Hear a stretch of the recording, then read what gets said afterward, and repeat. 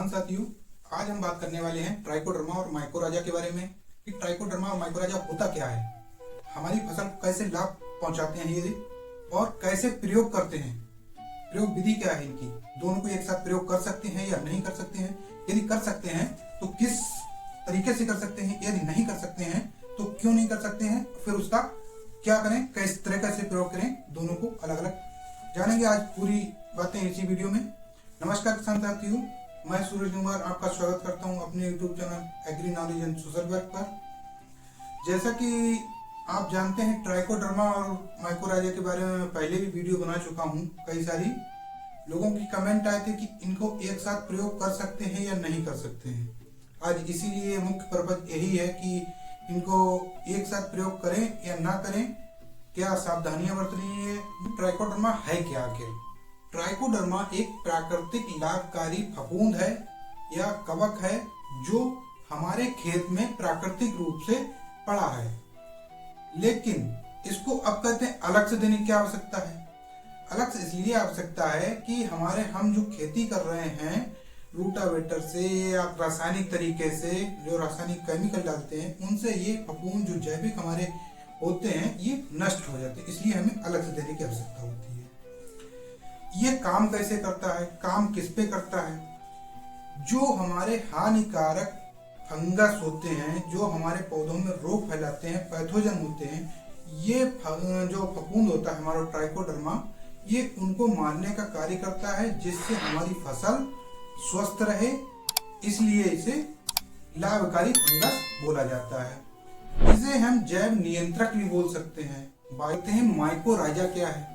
माइकोराजा भी हमारा एक जैविक फफूंद ही है, जो प्राकृतिक फफूंद हमारे खेत में मौजूद है, इसी की तरह ट्राइकोडर्मा की तरह ही, जो हमारे पौधे की जड़ों के आसपास सराउंडिंग रहता है और हमारे पौधे की जड़ों से ही ये पोषण लेता है अपना। बदले में हमारे पौधों को ये जो हम प्राकृतिक रूप से हमारे खेत में न्यूट्रिएंट पड़े हैं या हम रासायनिक रूप से बाहर से देते हैं, उनको उपलब्ध कराने में मदद करता है। अब मदद कैसे करता है? मदद पहले दो कार्य करता है। पहले तो ये जड़ों का विकास इतना करता है, सफेद जड़ों का, जो जीवित जड़ें बोलते हैं, हम सक्रिय जड़ें बोलते हैं, उनका इतना ब्रॉड विकास कर देता है, जिससे कि नीचे तक जब हमारी जड़ें जाती हैं तो जो हमारे पोषक तत्व तो ऐसे हैं जो है इमोबाइल अवस्था में चले गए हैं, जो हमारा पौधा नहीं ले पाता है। जब जीवित जड़ें नीचे तक जाती हैं तो उनको भी ग्रहण करने की कार्य करते हैं। दूसरा, उन्हीं जड़ों के माध्यम से, ये जड़ों में रहता है, उन्हीं जड़ों के माध्यम से जो हमारे इमोबाइल न्यूट्रिएंट हैं उनको तोड़ करके ये पौधों को उपलब्ध कराता है, जैसे कि nitrogen, phosphorus, potash, calcium, zinc, boron, manganese, बहुत सारे हमारे जितने भी 17 पोषक तत्व हैं, छोटे मोटे, माइक्रो, मेजर और जितने भी हैं, उन सबको ये पौधों को उपलब्ध कराता है। इसीलिए ये जो है जैव उर्वरक कहा जाता है इसे। ये हमारा एक जैव उर्वरक है और ट्राइकोडर्मा हमारा एक जैव नियंत्रक है, दोनों अलग अलग है। अब हम बात करते हैं कि इनको डालें कैसे खेत में, विधि क्या है।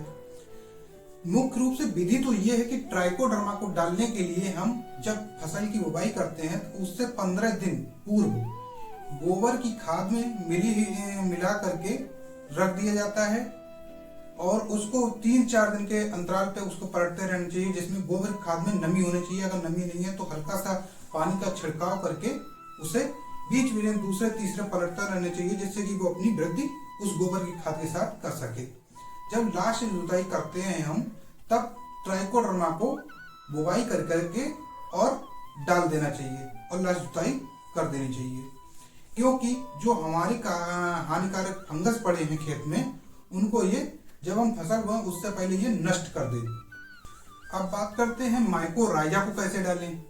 माइकोराजा को हम जब फसल की बुवाई करते हैं उसके साथ दे सकते हैं, क्योंकि ये हमारा जब डालते हैं तो सीधे जड़ों पे अटैक करता है जाके। जब हमारा अंकुरण होता है बीज, तो जड़ों को सीधे ढूंढता है जाके और उसके साथ कार्य करना स्टार्ट करता है अपना। इसीलिए हम अपना जब फसल की बुवाई करें तब इसे माइक्रोराइजो को साइड में डाल सकते हैं।